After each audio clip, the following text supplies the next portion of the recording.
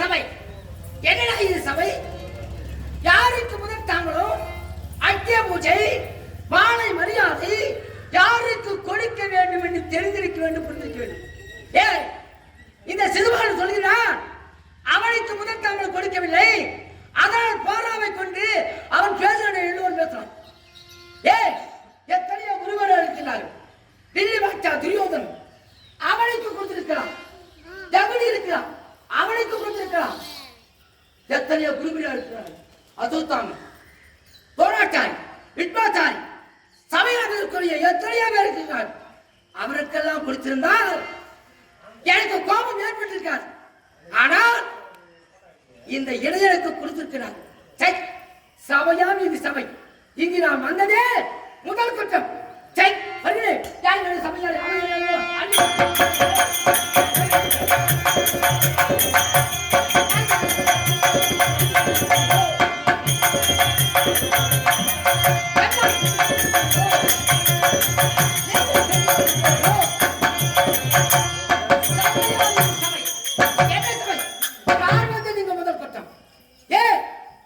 சபையாளர் மனைவி தெரிவித்தார், சுவாமி அங்கே செல்லாது, உனக்கு மரியாதை கிடைக்காது, போக வேண்டும் என்று தெரிவித்தார்.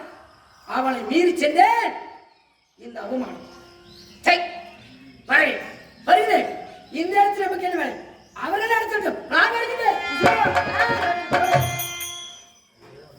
மண்டலே வந்து விட்டாய், அமர்ந்து உணவா இருந்து விட்டு பிறகு செல்லலாமே. இடையில சொல்றேன், இடையில சொல்றேன். ஏனப்பா என்னுடைய கருத்தை பிடிக்கிறாயே, உனக்கு என்ன திறமை இருக்கிறது, உனக்கு என்ன தகுதி இருக்கிறது? என்னுடைய கருத்தை பிடிக்க வேண்டும்னா என்ன போல ஒரு பிடிக்க வேண்டும். நீ பிடிக்கிறாயே, என்னுடைய கருத்தை பிடிக்கலாமா? உனக்கு என்ன திறமை இருக்குது? கையை பிடிக்கிற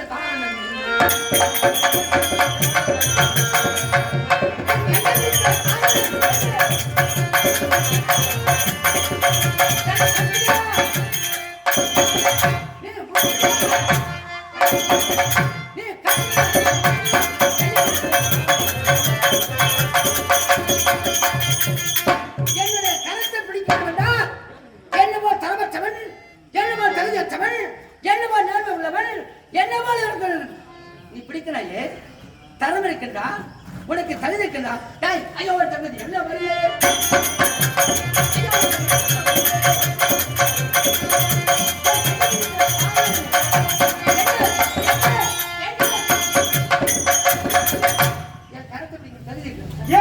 எனக்கு தகுதி இல்லையா? எனது தந்தை பாண்டு மகாராஜா சந்திர குலத்திலே உதித்தவன். உடைய தந்தை பாண்டு மகாராஜா, தாய் குந்தி தேவி. வெக்கமா இருக்கு. ஏன் அது செவத்தை வச்சு சித்திரை யாரு? உங்க அம்மா. அப்போதே சாபம் பெற்றாளுடைய தாயும் தந்தையும்.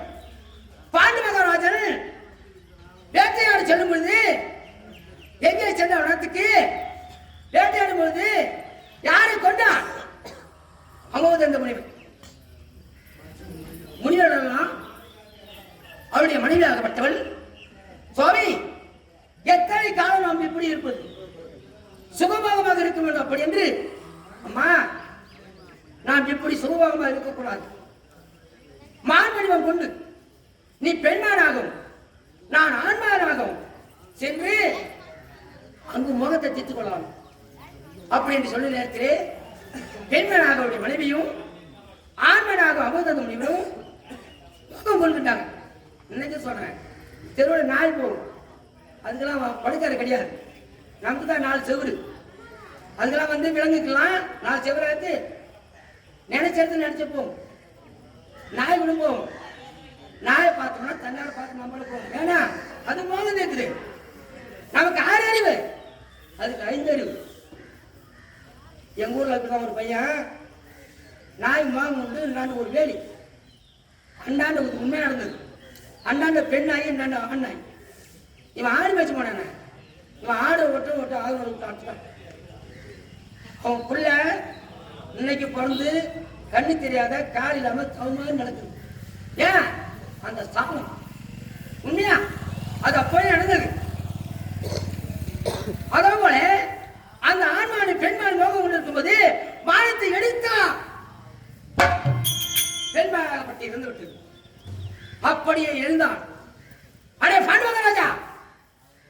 குடும்பத்தை சேர்த்து கொண்டு ஆனந்தத்தோடு வந்திருக்கிறாய். எப்போது என் மனைவியை கொண்டாயோ, ஆனால் நீ திருமணம் செய்து உன்னுடைய மனைவியோடு எப்போது நீ சேர்ந்தாலும் உன் தலை 1000 சுக்கலாக பார்க்கணும். கத்தினான், கதிரினான்.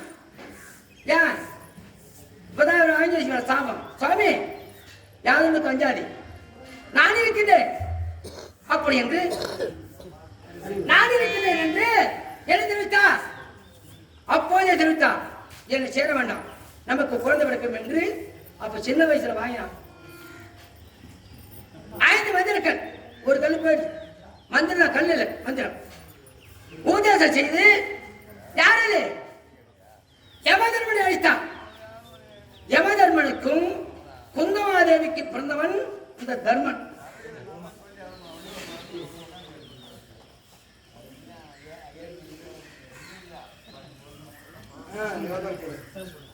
அப்படி வந்தான்.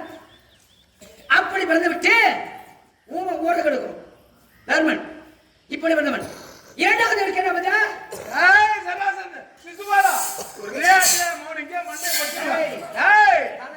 யாருக்கு நெஞ்சிலே ஜெகிரி பிறந்தான். நல்ல ஆண்மராக இருந்தா என் அப்பா பேர் நான் சொல்றேன். அப்பா பேர் சொல்ல முடியுமா? என் தந்தை பேர் தான் சொல்லு. என்னது? பாண்டு மகாராஜன். காதுக்கு பிறந்த பையனே யாரு? வாழ்விதவனுக்கும் குந்தமாதேவிக்கு பிறந்தவன் இந்த பீமன். அது அடிக்கின்றவா முன்னிலை பெண்ணழகை, முதுவிலை பச்சரகை, தோழையில சுற்றுமாலை, தொப்புளில் அமர்ந்து வருஷம், பள்ளியில பரிசு வேலை 11 ராமதை படித்தவன் ஆணழகன். அவன் யாருக்கு பிறந்தான்? தேவலோக தாண்டி வரக்கூடிய தெய்வகுமாரனுக்கும் குந்தமாதேவிக்கு பிறந்தவன் தான் அந்த அர்ஜுனன். 12 மணி பொண்ணு போறான் அந்த பாலப்பட்ட நியாயமா? செவத்து வச்சு சித்திரை எடுத்து அவன் தான் அப்படி வந்து விட்டு அப்படியே இருக்கிறார்கள். மாத்ராதேவி இங்க சின்னம்மா. ஏண்டா ஒரு அம்மா பண்ணீங்க, நீங்களே பலப்பட்ட. மாத்ராதேவிக்கும் அத்துணி தேவனுக்கு பிறந்தவன் நகுலன் சகாதேவன் பிறந்து விட்டார்களே தவிர இவள் மீது மோகம் கொண்டான். யாரு? குந்தமாதேவன் மோகம் இல்லை, மாத்ராதேவன் மோகம் கொண்டான். அவர் பாண்டு மகாராஜா 1000 தலை சுத்தமாக ஓடி போச்சு. அதோட போனான். அவங்க ஆசைப்பட்டான், போயிட்டான். அதோடு போச்சு. இவனு வந்து என்ன, நான் பாண்டு மகாராஜா ஐவ ராஜாக்கள் சொல்லலாமாடா நீங்க? பசங்களா அதாவது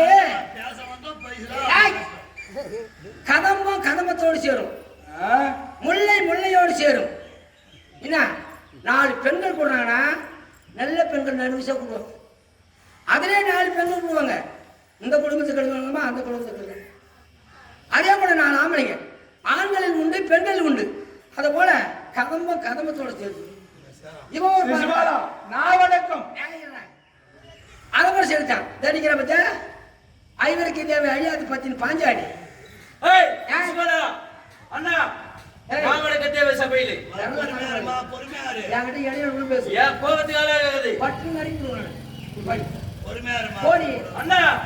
ஐவருக்கு தேவை அழியாத பத்தினி. இப்ப எப்படி ஒரு பக்கம் பாக்குறா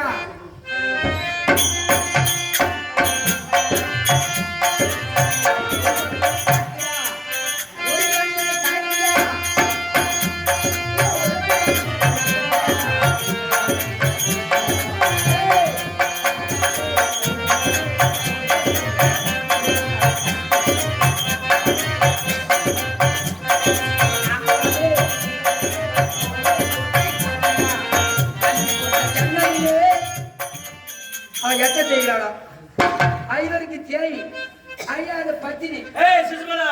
நீ பாஞ்சாலிய 15 எரிச்சிடுவேன்.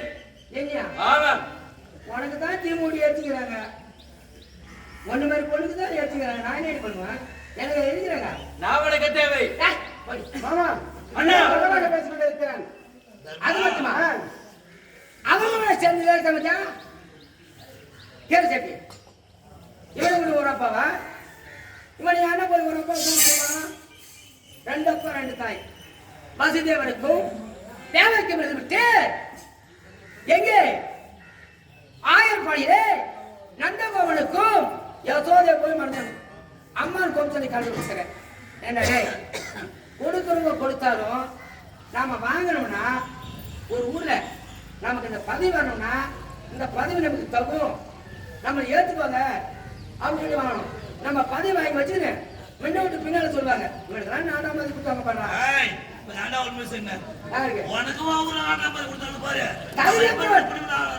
தகுதியற்றவன் பேச்சில் புகழ் பெற்றவன்.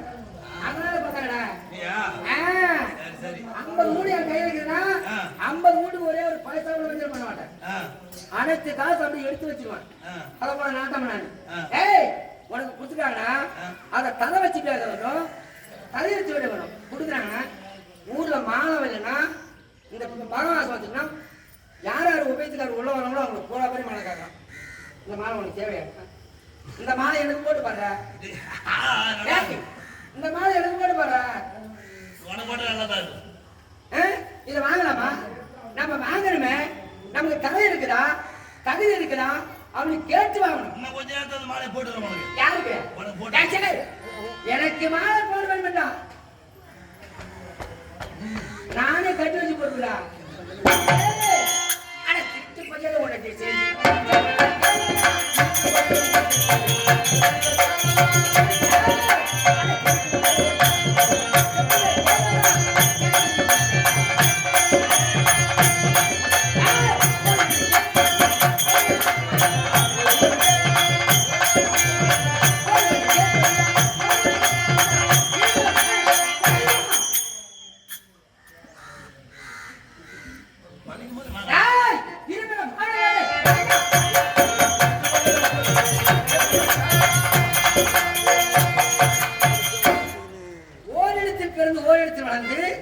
அம்மான் கம்சனை கொல்வதற்காக ஆயர்பாடியில் ஒழிஞ்ச நியாயம். ஒரு திருடனை கொல்லணும்னா பதவி கொள்ளலாம், நியாயம். நீ பதவி தான் இருக்கிற, அது தர்மம். ஏன்னா நல்லவனுக்கு நல்லவன் நேரிட்டு போட்டு செய்யலாம், ஒருத்தன் அதர்மம் செய்யலான்னா அவனை பதவி கொள்ளலாம், தவறு கிடையாது. அங்க போய் பதவினிய நீ ஒழுக்கமா இருக்கும், ஒழுக்கமா இருந்த உயிர் தலைப்பட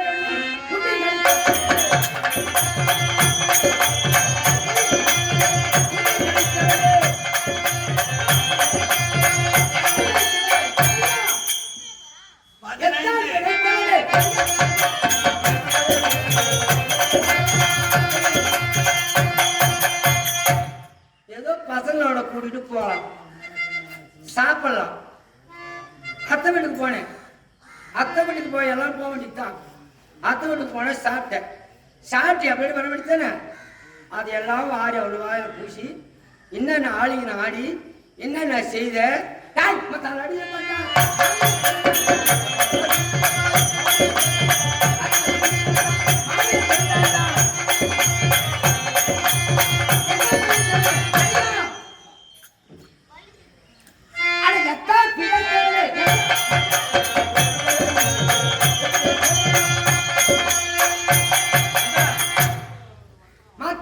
தொடப்பத்தாலையும் அடித்து கொண்டு பின்னால கட்டி உரலில் கட்டுள்ளார். கட்டி உள்ளார்.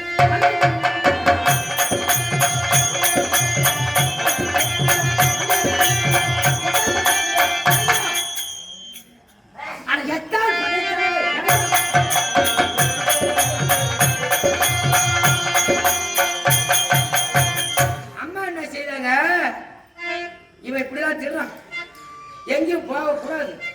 உரலை கட்டி போட்டாங்க. உரலை கட்டி போட்டணும், பின்பற்றுவான் அவன் தான்.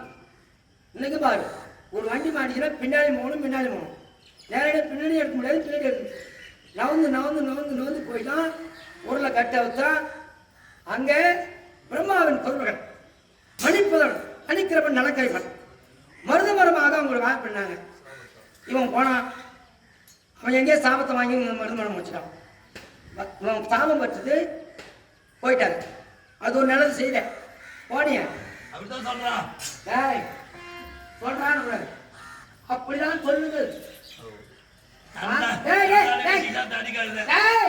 வார்த்தைகள் பழகுது உண்டு.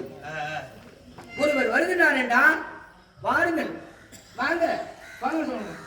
வாடா போனா ஒரு வந்து கல்வெட்டு இடத்தோட நின்று கேட்டேன். நான் வணக்கம் தேவை. சரிங்க.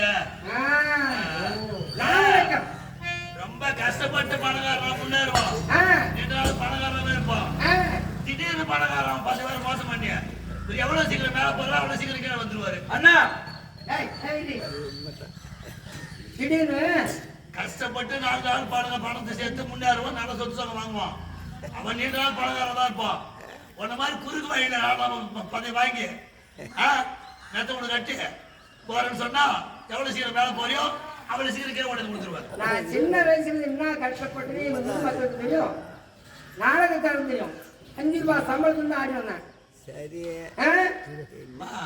செட்டியார் கம்பெனி கட்டி 100 ரூபாய் சம்பளம். அப்பெல்லாம் வந்து எவ்வளோ 5000 ரூபாய். அது வந்து முன்னேறி ஏதோ இப்போது உங்களுடைய உதவியார், அதாவது நான் தற்பெண்ண பேசல, உங்களுடைய உதவியார், அருமை நண்பர், அருமை தம்பி, நெல்லாவளத்தை சேர்ந்த வேல்முருகன் அவருடைய உதவியாலும் உன்னுடைய உதவியாலும் இதோ சிவா உதவியாலும் வெற்றி உதவியாலும் இருக்கக்கூடிய நம்முடைய நாடக கலைஞர் அனைவரும் எனக்கு ஒன்று சேர்ந்து என்னுடைய மனதுக்காக பாடுபட்டீங்க. கம்பெனி ஏன் கம்பெனி இல்ல, உங்க கம்பெனி தான். சரி போகட்டும் இல்லையா? இவன் ஏன் பேச தெரியுமா? ஏமாமா இவ்வளவு நேரம் பேசுறானே என்னைக்கிறீங்க என்ன என்னைக்கிறேன் அதிக பேச வேண்டியிருக்க இவன் எது கொண்டிருக்கீங்க?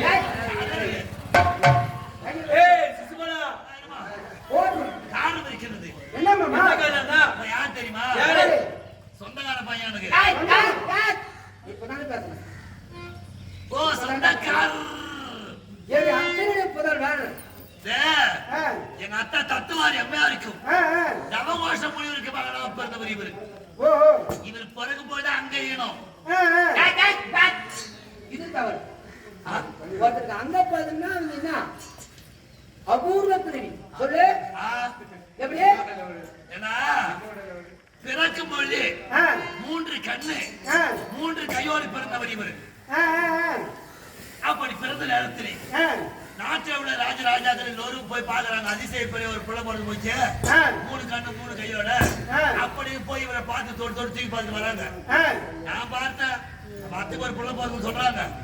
நம்ம போய் பார்க்கணும் பார்த்த தத்துவாரி அம்மையார் கோபித்துக் கொள்வார் அப்படி என்று நான் போனேன். சரி சரி அதனால் இருக்கான். சரி நான் என்ன செய்யறேன் போனேன். போய் பார்த்தால் 3 கண்ணு 3 கையோட ஒரு தொட்டில தவண்டுகிறாரு. அப்படி கையை தொட்டு ஒரு தூங்கணும். நானு என் கடப்பட்டு தூங்கணும். ஒரு கண்ணு ஒரு கை மறைஞ்சு போச்சு. என் அத்தை தத்துவாரி அம்மா பார்த்தாங்க. ஓடி அந்த காலை பிடிச்சிருக்கா எத்தனையோ பேர் என் பிள்ளைய தூங்கினாங்க. ஒரு கண்ணு ஒரு கையை மறையல. உன்னது கடம்பட்டு தொட்டு தூங்கல என் பிள்ளைய. ஒரு கண்ணு ஒரு கையை மறைஞ்சு போச்சு. இறப்பு என்று ஒன்று இருந்தால் வாங்கையா தான் இருக்கணும். அதனால் என் மகன் சிசுபாலன் 6 தப்பு 100 பிழை செய்ய வர பொறுத்துருக்கேன். என்ன சத்தியம் கேட்டாங்க. சத்தியத்தை கொடுத்துட்டேன். எந்த ஒரு ரூபாய் எங்க வீட்டுக்கு 6 தப்பு செய்வான் 100 பிழை செய்ய மாட்டான். 100 பிழை செய்வான் 6 தப்பு செய்ய மாட்டான். இப்ப தர்மன் செய்யக்கூடிய ராஜேஸ்வரி யாகத்திலே 6 தப்பு செய்துட்டான் 100 பிழை செய்துட்டான். அத்தை மகனே என்று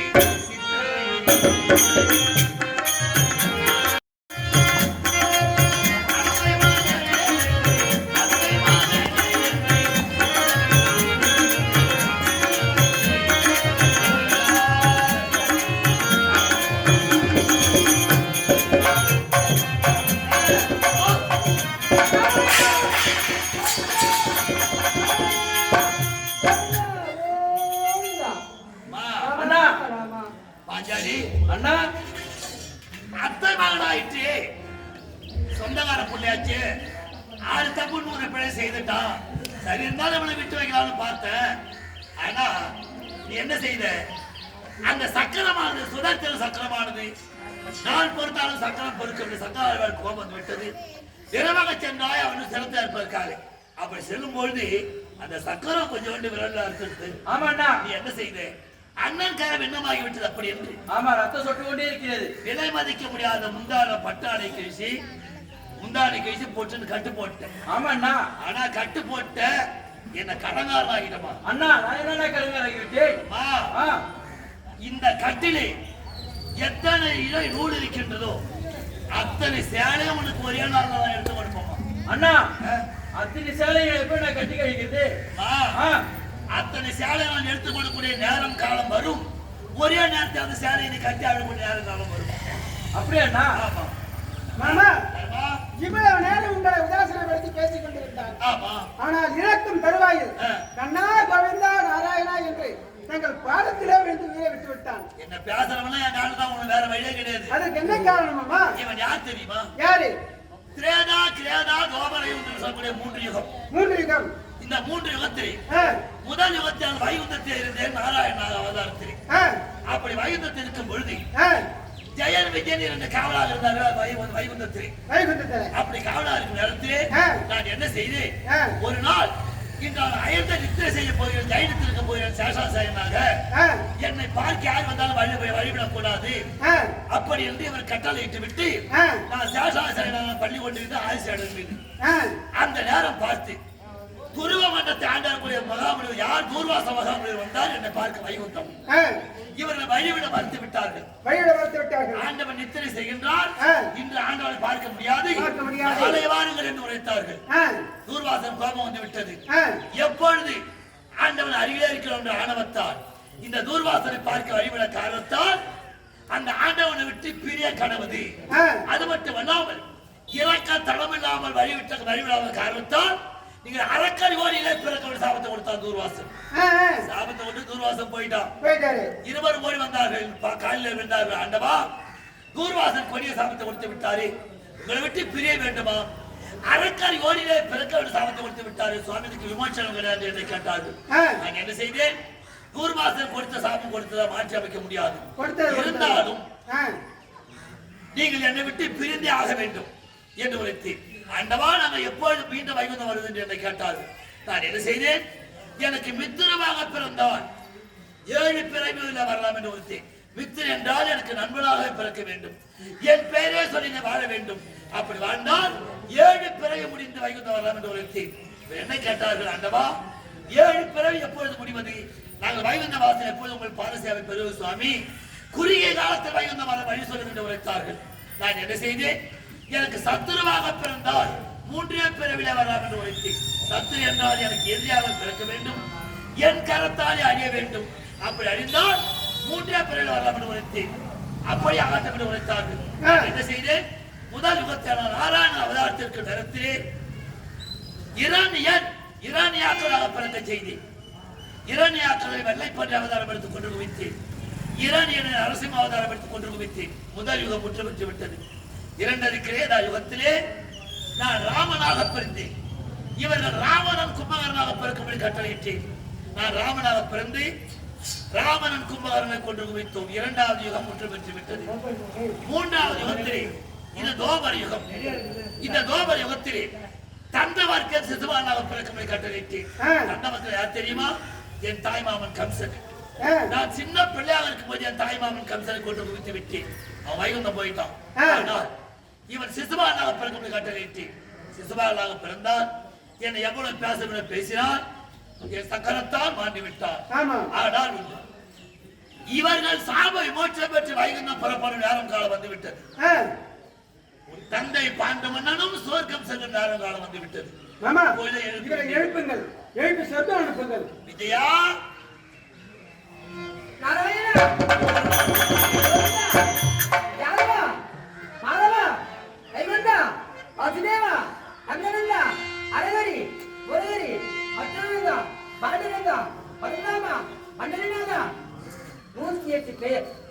அதிலே 108வது பெயர் நித்தம் காக்க வந்த நித்தியவாசன்.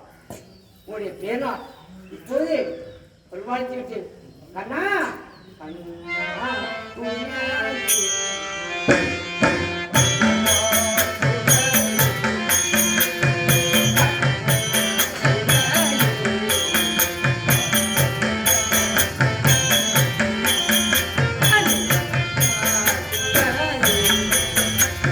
காதலோடு